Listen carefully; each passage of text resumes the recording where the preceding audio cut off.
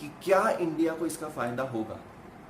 Definitely I would say that India को इसका फायदा होगा, बट दूसरा सवाल आपके पास ये होगा कि क्या आम आदमी को इसका फायदा होगा, कि क्या हम जैसे रिटेलर्स को इसका फायदा होगा। इस कि आप एक ही चीज समझना कि मैं ऑयल प्रोड्यूस कर रहा हूँ बट मेरे पास अभी जगह नहीं है रखने के लिए, एंड जगह नहीं है रखने के लिए, but I can't stop producing oil. Why I can't stop producing oil? हम लोग ये भी तो बोल सकते हैं कि ऑयल कंपनीज ने प्रोड्यूस करना बंद करना चाहिए। They can't do that. Why they can't do that? Because अगर ऑयल प्रोड्यूसिंग कंपनी स्टॉप करती है प्रोडक्शन, तो उनको फिर से वो ऑयल वेल्स को चालू करने में जो खर्चा लगता है that is far more higher.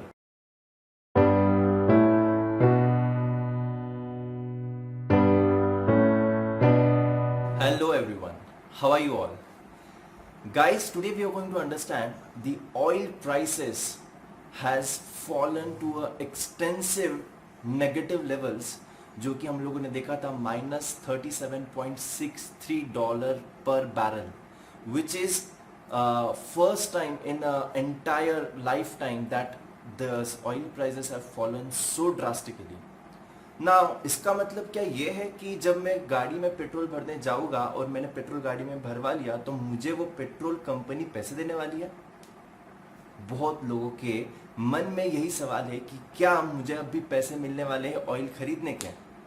ये मैं आपको बताऊंगा आगे, और हम लोग ये भी समझने वाले हैं कि क्या एक्चुअल में अभी जब इंडिया बाहर से ऑयल इंपोर्ट करेगी तो क्या हमें पैसे मिलने वाले हैं? Yes, even I am going to tell you this thing. आगे हम लोग ये भी बात करने वाले हैं कि इम्पैक्ट ऑन इंडिया जब ये ऑयल प्राइसेस फॉल हो रहे हैं तो क्या ये इंडिया के लिए अच्छा है या नहीं। And also we are going to understand the basic dynamics of why this oil prices were continuously falling down. Guys, so now let us very first understand the simple economics of demand and supply and why these prices were continuously falling down. Now let me very fast explain you the demand supply dynamics. Okay. Now I will very fast explain you with the help of a very simple example. Now for example मेरे गांव में 3 movie hall है, correct? 3 movie hall है और उनकी अगर मैं total capacity पकड़ूं तो उनकी टोटल कैपेसिटी है अराउंड लेट अस से कि 1000 सीट्स की कैपेसिटी है टोटल 3 मूवी हॉल्स में, गेटिंग। और मेरे जो गांव में पॉपुलेशन जो है वो है 1 lakh, correct? So now the population is how much? 1 lakh. And movie में कितने लोग जा सकते हैं एट ए टाइम? 1000 लोग जा सकते हैं क्योंकि 1000 सीट्स है, गेटिंग।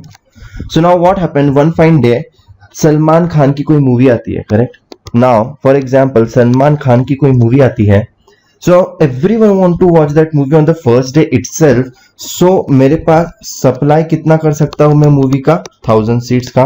कितने लोगों को देखना है? फॉर एग्जांपल लेट अस से 50,000 लोग सलमान खान के फैन हैं, तो 50,000 लोगों को वो मूवी देखनी है, बट मेरे पास सप्लाई सिर्फ कितना है? 1000 का। Now what generally happens when this blockbuster या फिर बिग एक्टर्स की मूवी आती है, सडनली क्या होता है प्राइसेस में? सप्लाई मेरे पास सिर्फ 1000 का है, डिमांड है 50,000 लोगों की, तो generally what happen is suddenly the prices rise, correct? But let us से कि कोई इतना अच्छा एक्टर नहीं है, लेट अस से very normal actor, for example let us से राजपाल यादव की कोई मूवी है, करेक्ट? सो ये राजपाल यादव की मूवी है, वो मेन लीड है उसमें, तो मुझे बताना कि उस केस में 1000 का सप्लाई है, क्या सभी लोग ये 1 लाख या 50,000 लोग मूवी देखने जाते हैं क्या? नहीं। तो वहां पे अराउंड उतना ही डिमांड भी होता है, तो यहाँ पे इस केस में क्या होगा? इस केस में इसकी प्राइसेस नॉर्मल ही रहेगी, prices would be very very normal, it won't increase and it won't decrease also. But यहाँ पे जब सलमान खान की मूवी थी, मेरे पास सप्लाई जो था वो क्या था? Supply was very limited but demand was very very high. People जो उसको पैसे देने के लिए रेडी थे वो बहुत ही ज्यादा थे, correct? So what was happening कि डिमांड बहुत ज्यादा थी, सप्लाई बहुत कम थी। Now same thing is happening in this oil. Let us से ऑयल के केस में क्या हो गया है गाइस? डिमांड जो है ऑयल की वो पूरी की पूरी डिस्ट्रक्ट हो चुकी है एंड सप्लाई जो है इट इज कंटिन्यूअसली प्रोडक्शन तो चल रहा है गेटिंग। अब ये डिमांड डिस्ट्रक्ट क्यों हो गई है? ड्यू टू दिस पैंडेमिक जो हुआ है, correct, due to this pandemic corona virus the airlines have been shut down, the factories has been cut down, production बंद है, लेकिन ऑयल का सप्लाई तो कंटिन्यूअसली चल रहा है। नाउ इन दिस केस हमारा economic theory again comes into picture. When the supply is more and demand is very very less, what is going to happen? Generally the price is going to fall down और ये price इसकी continuously नीचे जा रही है। Now what comes in picture is कि demand and supply का एक mismatch हो गया है। Now this should have been taken into control और supply भी reduce करना चाहिए था, but supply reduce नहीं किया है क्योंकि everyone want is like कि मैं क्यों सप्लाई रिड्यूस करूं? Then if I am reducing the supply, for example Russia is reducing the supply, then America is going to take the advantage of it, therefore no one was trying to reduce the supply. लेकिन recently 13th of April को इन सब लोगों ने एक चीज पे वो agree हुए that we will cut down our production by 10%, but 10% of the production का कट करना was still not very good idea because demand जो फॉल हुई थी it was more than 40 to 50% around की डिमांड फॉल हुई है। So still there is not an equilibrium in the demand and supply, and therefore the prices are continuously falling down. So this is how the demand supply works, and this is actually what has happened in our economy. Yes, as I've explained you about how this demand and supply works with a very simple example of this, जो मैंने movie hall का example अभी लिया था, how it works, I've explained you in a very simplistic way. तो ये एक तो बेसिक रीजन था डिमांड एंड सप्लाई का जिसकी वजह से ऑयल की प्राइसेस कंटिन्यूअसली नीचे जा रही थी। Now one more thing I would tell you is, थोड़ा सा पीछे जाता हूँ, थोड़ा सा हिस्ट्री में जाता हूँ। व्हाट एक्चुअली हैपेंस इज, ये जो ऑयल प्रोड्यूसिंग नेशंस हैं, जो ओपेक नेशंस हैं, then Saudi and Russia and this America, these three majors are having a price war between them. They are having the price war and no one was ready to reduce the prices, right? So no one was ready to reduce the production. Why? Because they wanted that कि suppose मैं as a Saudi मैंने prices reduce कर दिए तो America is going to take advantage, right? So now they want that कि वो advantage नहीं लेनी चाहिए, therefore no one was trying to reduce the production. But let me tell you guys, अगर हम लोगों ने production को reduce नहीं किया तो it is not going to match our demand, because due to this coronavirus pandemic everything has been shut down, सारे factories बंद है, डिमांड ऑयल की उतनी नहीं है बट सप्लाई हमारा कंटिन्यूसली शुरू है। फाइनली जब ये 13th of April को जब ये लोगों ने मिलके सोचा कि हम लोग 10% ऑफ द ऑयल का प्रोडक्शन बंद करेंगे, रिड्यूस करेंगे, but that 10% is not matching with that demand जो हमारी रिड्यूस हुई है for more than 40-50%. Now due to this continuously prices are falling down, and Saudi and Russia were continuously in the this thing, they were continuously thinking that we have to remove this USA from this oil producing nation, and they were trying to reduce the prices बहुत पहले से ही, क्योंकि जब ये America को नुकसान होगा तो उनकी वो प्राइवेट कंपनी जो ऑयल प्रोड्यूस कर रही है they will stop producing the oils, and they were ready to take small scale losses, and they were trying that we will remove this US among this oil producing nations and we are going to take the advantage. But in सबके चक्कर में everyone is facing the problem, right? Now what has happened recently, हमारी जो price negative हुई है, let me tell you on that. ये actual में price guys negative नहीं हुई है, ये मे का जो कॉन्ट्रैक्ट था वो जो होता है फ्यूचर कॉन्ट्रैक्ट, फॉरवर्ड कॉन्ट्रैक्ट, वो फॉरवर्ड कॉन्ट्रैक्ट की प्राइस नेगेटिव हुई थी. Why? I will tell you in very very simplistic way. Market में दो तरीके के लोग होते हैं. एक, फॉर एग्जांपल मैं बीपीसीएल हूँ, तो बीपीसीएल में हूँ तो मैंने ऑयल को इंपोर्ट किया, मुझे एक्चुअली डिलीवरी ऑयल की चाहिए है.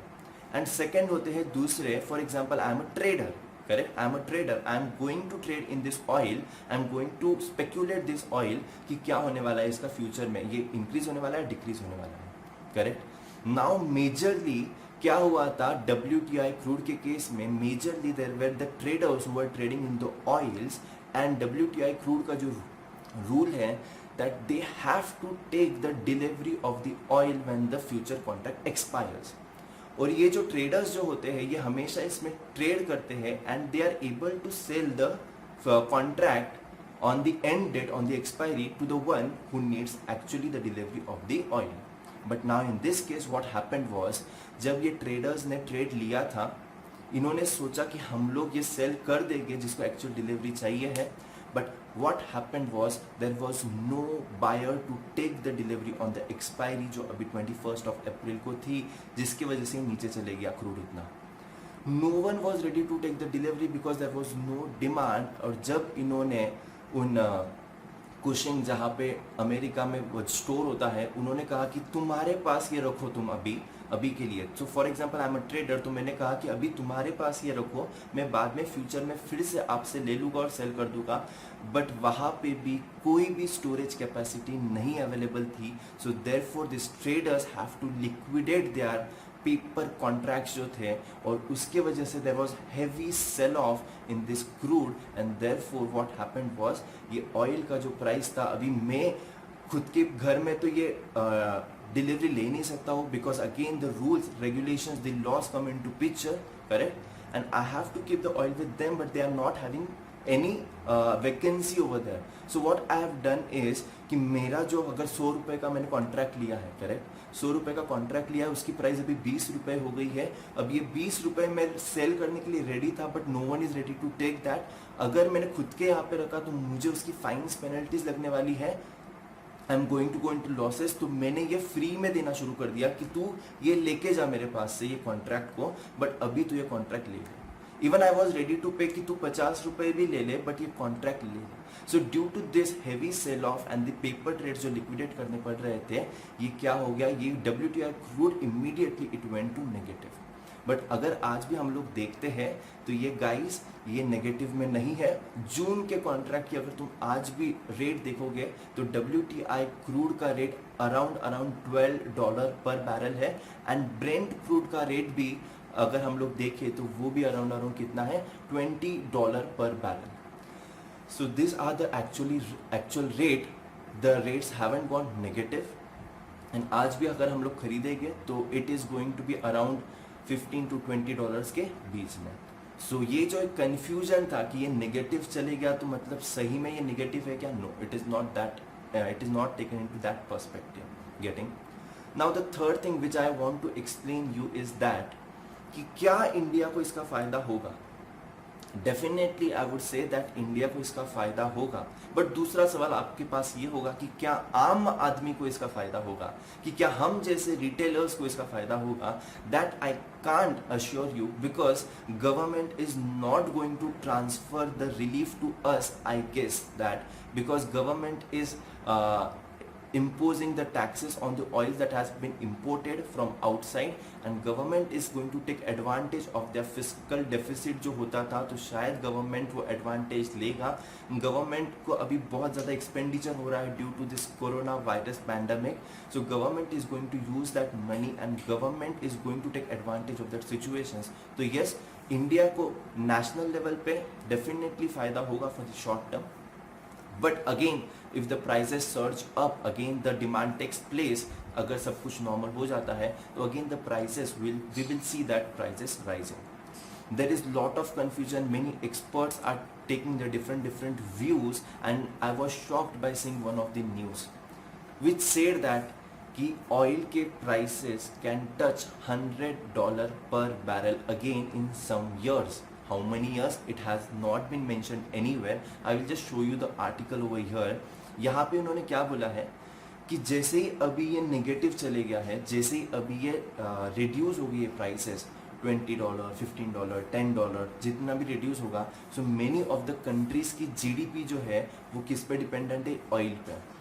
मेनी ऑफ द बैंक्रप्सीज अभी हो गए, and what is going to happen is that कि फिर से सप्लाई कम हो जाएगा and when everything will come to normal तो डिमांड पुशअप हो जाएगी. सो जब डिमांड पुशअप होगी, जब ये बैंकरप्सीज अभी होगी, जब ये ऑयल प्रोड्यूसिंग बंद होगा, सो क्या होगा, फ्यूचर में डिमांड ज़्यादा होगी, सप्लाई कम होगा and again this oil prices is going to take up.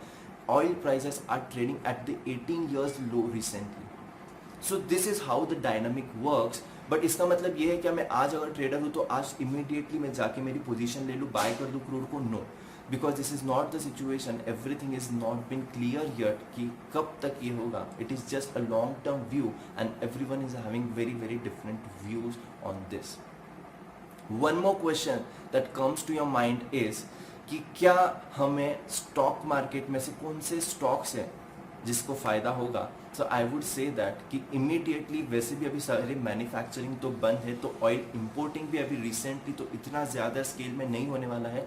तो डेफिनेटली जो कंपनीज का रॉ मटेरियल क्रूड होता है, for example paint companies, for example this tyre companies and different types of companies, उनके लिए अच्छा है. But let me tell you guys, immediately इसका कोई इम्पैक्ट नहीं होने वाला है स्टॉक प्राइसेस पे, because it is not like that they are going to purchase in a big chunk and they are going to take advantage of it. Yes, थोड़ा बहुत फ़ायदा डेफिनेटली सबको होने वाला है, but it is not like that कि immediately they are going to search high and they are going to make lots of profit. No, it is not like that.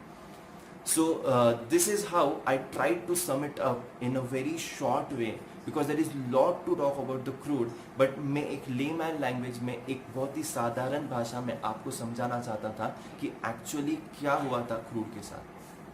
So again if I tell you is कि आप एक ही चीज़ समझना कि मैं oil produce कर रहा हूँ but मेरे पास अभी जगह नहीं है रखने के लिए, एंड जगह नहीं है रखने के लिए, but I can't stop producing oil. Why I can't stop producing oil? हम लोग ये भी तो बोल सकते हैं कि ऑयल कंपनीज ने प्रोड्यूस करना बंद करना चाहिए. They can't do that. Why they can't do that? Because अगर ऑयल प्रोड्यूसिंग कंपनी स्टॉप करती है प्रोडक्शन तो उनको फिर से वो ऑयल वेल्स को चालू करने में जो खर्चा लगता है that is far more higher. They are ready to take the short-term losses, but they can't afford to close their production of the oil because it is very costlier for them. It is very costlier affair for them to start back again because it is far more expensive. So yes, therefore they are not stopping the supply of oil, and this is going to be the problem for short term if everything not start and everything don't come to normalcy very soon. So oil का production चल रहा है, storage की capacity नहीं है, कोई खरीदने वाला नहीं है. So in this case this dumping of the contracts happened and this prices went negative. Let us see that everything comes to normal very soon. We will come back again with the short informative videos. Till that guys, take care. This is Akhilesh Daga signing off.